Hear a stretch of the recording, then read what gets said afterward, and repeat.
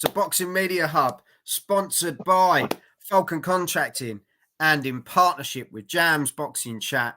What an array of beauty we have on here this evening. Obviously, counting myself in there with Jam, Neutral. Big shout out to Neutral and everything he's doing. Sam at SWS Boxing, look at him. He's only 12. He's a great lad. 14. How old are you, Sam? 14. There we go. God, those are the days. And the boxing encyclopedia, as always, we've got Håkan all the way from Sweden. Yeah, let's go for it. So we've got an interesting prediction here. Over to you, young Jam. Oh, thank you for calling me young, mate. I'm actually older than you, but thank you, sir. We're here for David Morrell Jr. versus Radivoje Kalajdzic. This is a terrific fight. David Morrell won his world title in his 5th fight. He got his interim in his 3rd fight. But this is for the light heavyweight WBA vacant title. So he's moved up a weight here. It should be very fun. We had David Morrell, who was last out against Sina Adbeko, who he beat in 2 rounds at super middleweight. We had Kalajdzic, who was last out against Sullivan Barrera, who he stopped in the 10th round in what I thought was quite a poor performance, although he got the knockout. So, yeah, it's a cracking fight, mate. Morrell just looks like one of them Cubans that's hard to stop. He could be tough. Who wants to take it first? Neutral, Sam, or Håkan? Should we go with you, Håkan? Yes. That didn't sound confident in the slightest, did it? Well stitched up by Neutral. That's why we always put Neutral above you so you can point it down. Give it to our boxing encyclopedia. Okay, I have to say that I think David Morrell Jr. will win on a late stoppage. Yeah. Well, there you go. Straight in. Nice I can say round 9 stoppage. Okay. Right. That was as to the point as we're ever going to get. Kalajdzic's only been stopped once. He's a very tough operator. He's had 31 fights. He's only been stopped once. But if you look at his resume, Sullivan Barrera, he beat Mickey Ellison, who's a decent British fighter, but it's not really a world beater. He also lost to Marcus Brown. So it is a step up, and the Cuban special. Yeah, well, Beterbiev. Oh, yeah, I was going to get. He got knocked out in the 5th round by Artur Beterbiev, but now, obviously that's elite level. That's elite level for you know. And it was the lower level. Highly controversial decision against Marcus Brown. For me, he'd won that fight easily.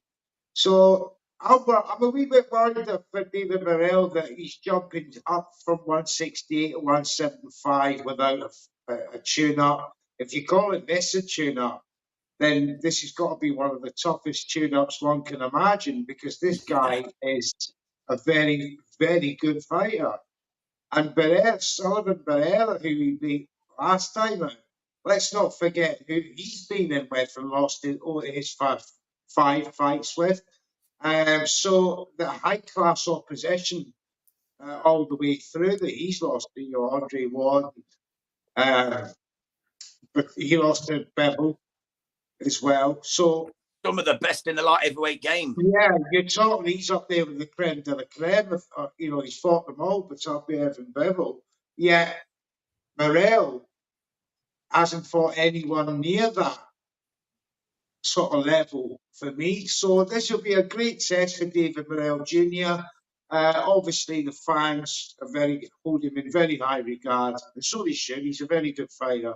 So I think this will be a wee bit closer. So I'm gonna go with David just to edge it on points.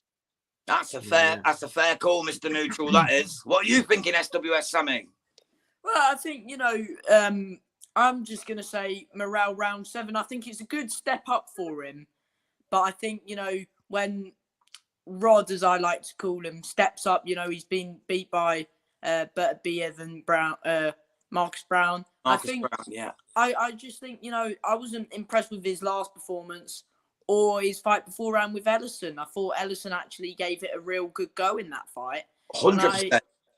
And I thought he would be beating those sort of fighters quite convincingly at this stage in his career now.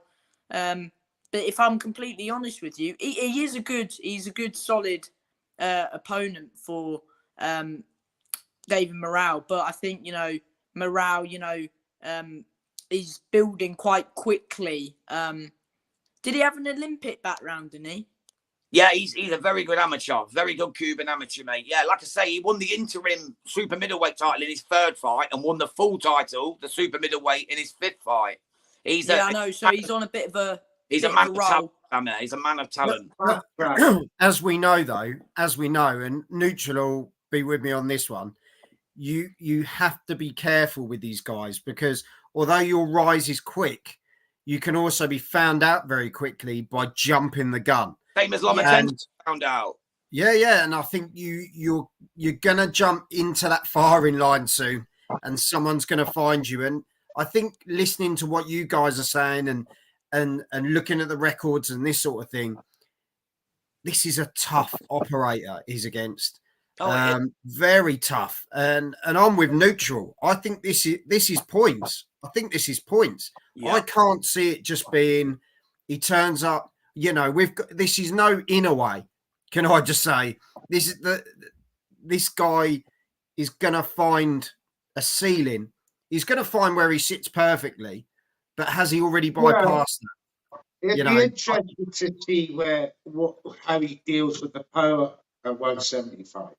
Yeah, 100%. What are you going for, Jam? That's my worry, mate. My worry is, how's he going to handle the power at 175 against a proven puncher who's got 21 knockouts? You know what I mean? So it's a worry for me. I don't know. Obviously, I think Morrell's going to win, of course. I don't think they'd allow him not to, let's be honest.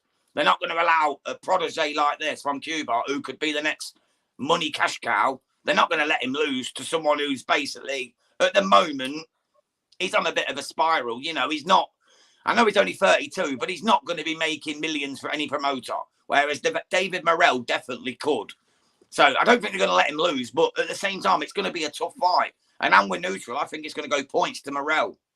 Yeah, the only way Morrell loses is if he gets stopped. And this is going to be, and you're going against a guy that could potentially do that. So that's going to be the beauty of the fight, isn't it?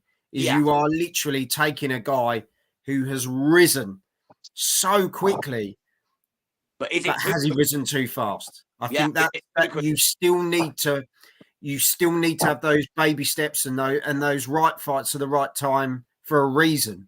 Yeah. So let's see. I'm with you, Neutral. It's a very intriguing fight. Very intriguing. But we shall see. As I say, let us know in the comments, guys, of what your predictions are at home. Hit the subscribe button as well. Also, head over to, obviously, Neutral Corner. There's some great stuff happening over there. Hard talk. Yeah, especially his hard talk. He frightens me, Neutral. And then we've got Sam, who's doing some fantastic stuff at SWS Boxing with his interviews. Keep up the good work. And Hawkan, let's keep up his air mileage because this guy is flying all over the place. And I love seeing him at fights in fight week with the boxers around him because you know what? You deserve it, Hawkan. You're probably one of the most avid fans of boxing. And it's great to see you getting in those positions that you deserve to be in. So keep up the good work. And Jam, you're just a legend. So on that note, have some of this, guys. Have some of this. Thank you very much, everyone. Take it. God bless.